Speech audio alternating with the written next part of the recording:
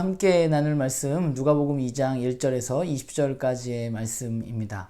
오늘 말씀을 보면 이제 예수님의 탄생 이야기가 기록되어져 있습니다. 사실 오늘 구유에 누이신 그 아기는 우리가 성탄절만 되면 사실 연극 같은 데서 참 많이 보는 이야기인데요. 먼저 첫 번째는요, 요셉과 마리아의 가족이 베들레헴으로 간 이유에 대해서 우리가 좀 살펴보고, 거기에서 그들에게 어떤 일이 벌어졌는지, 어떤 상황에 놓이게 되었는지 우리가 좀 살펴보았으면 좋겠습니다. 그리고 두 번째는요, 천사가 나타나서 목자들에게 소식을 알려줍니다. 천사가 목자들에게 알려준 소식은 무엇인지에 대해서 우리가 좀 살펴보고요. 그리고 그 목자들이 그 소식이 진짜라는 사실을 알 수 있는 표적이 있는데, 그 표적이 무엇인지에 대해서 우리가 함께 좀 살펴보고 묵상해 보면 좋을 것 같아요. 그리고 마지막으로 구유에 누인 그 아기 예수는 어떤 분인지, 우리가 그 예수에 대해서 다시 한번 오늘 말씀을 보면서, 우리가 어제 주일에도 나누었지만 함께 어제 말씀을 생각하면서 묵상해 보면 좋을 것 같습니다. 네, 요셉의 가족은 황제의 명을 따라서 베들레헴에 호적을 하러 떠납니다. 그리고 그곳에 머무는 동안 마리아는 아이를 낳게 됩니다. 그런데 여관에 방이 없어서 구유에 그 아이를 누이게 되는 모습이 오늘 앞부분에 기록되어져 있습니다.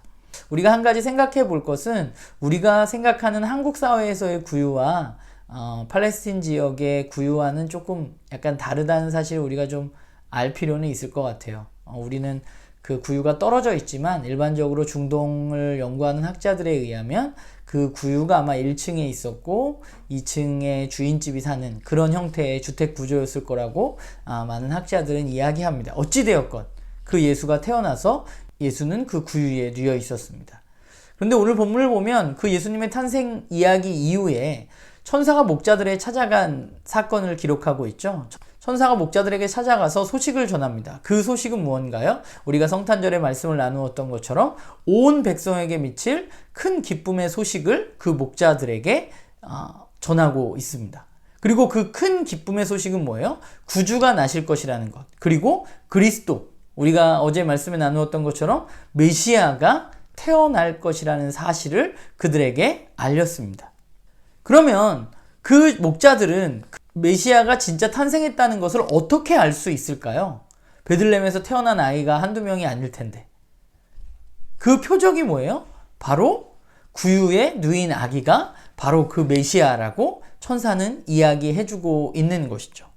그러니까 목자들이 베들레헴에 가서 구유에 누인 아이를 보게 될 텐데, 그 구유에 누인 아이가 바로 메시아이신 예수님이라고 천사는 그들에게 알려주고 있는 것입니다.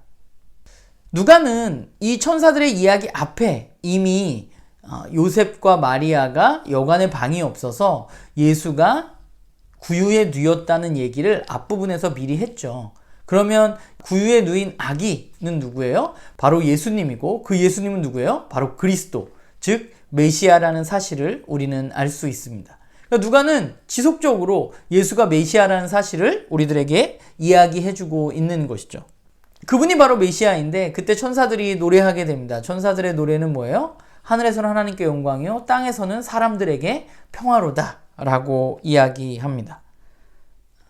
오늘 이 노래가 저한테는 좀 개인적으로 굉장히 와닿았던 것 같아요. 왜냐하면 당시의 사람들은 로마의 황제가 사람들에게 평화를 가져다 준다고 생각했습니다. 신의 아들이라고 자칭 이야기했던 로마의 황제가 모든 사람들에게 평화를 가져다 주는 것이죠. 그게 바로 팍스 로마나입니다. 그 평화는 황제의 명령에 복종하는 사람들에게 주어지는 평화입니다.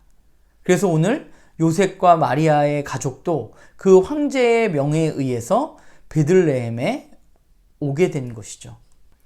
그런데 오늘 누가는 그 로마의 황제가 아니라 진짜 사람들에게 평화를 가져다 주실 분이 태어났다고 이야기하고 있습니다.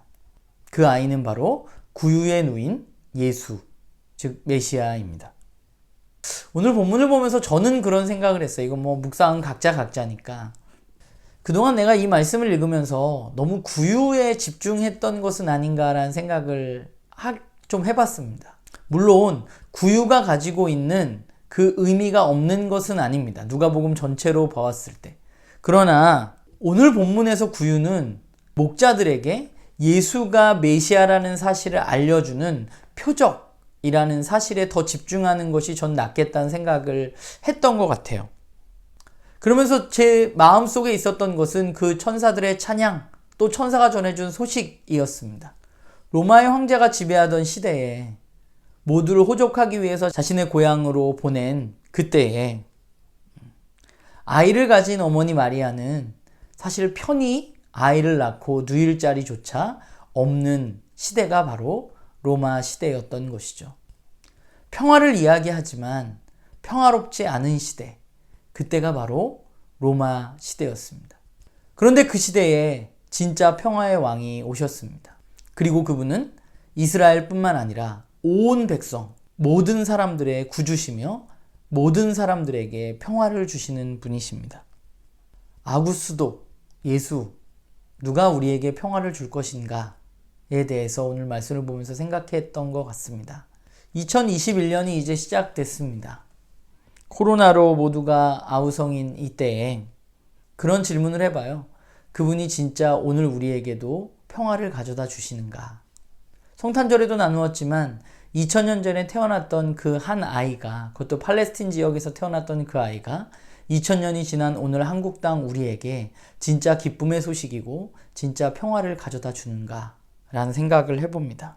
왜 평화의 왕이신 그분이 이 땅에 오셨는데 여전히 우리들의 삶은 평화가 깨져 있는 것일까요? 물론 그것은 여전히 그분의 완전한 다스림이 우리 가운데 드러나지 않았기 때문임에 분명합니다. 그런데 그렇다고 해서 그러면 우리는 이렇게 평화가 깨진 상태에서 우리는 그냥 있는 것이 맞는 것인가? 저는 그건 아니라고 생각합니다. 그러면서 제 자신에게 질문하게 됐던 것 같아요. 그러면 오늘 그분이 진짜 평화라고 믿는, 그분이 진짜 우리에게 평화를 가져다 주신 분이라고 믿는 나는 오늘 어떻게 살아야 하는가? 나는 그 평화를 맛본 자로서 어떤 삶이 나에게 필요한가? 라는 생각을 해봅니다. 저에게 필요한 것은 아마 그분이 진짜 평화라는 사실, 그분이 진짜 구주라는 사실을 많은 이들에게 잘 전달하는 것이 저에게 맡겨진 사명이라는 생각을 하게 돼요. 그러기 위해서는 저는 저의 삶 가운데 또 우리 공동체 가운데 먼저 그분이 주시는 평화가 임해야 하지 않을까라는 생각을 해봅니다. 주님의 이름을 이야기하는 많은 이들 가운데에도 평화가 깨어진 이들을 많이 보게 됩니다. 오늘 말씀을 보면서 여러분들은 어떤 묵상을 하셨는지 모르겠지만 저는 그 평화가 나의 삶에 또 우리 공동체 가운데 있기를 바라고, 또한 이 깨어진 세상 가운데 평화가 없는 것 같은 이 세상 가운데 그분이 진짜 평화를 주신다는 사실을 사람들에게 잘 전달하기 위해서 나는 어떤 삶을 살아야 하는가에 대해서 고민해 보았던 것 같아요.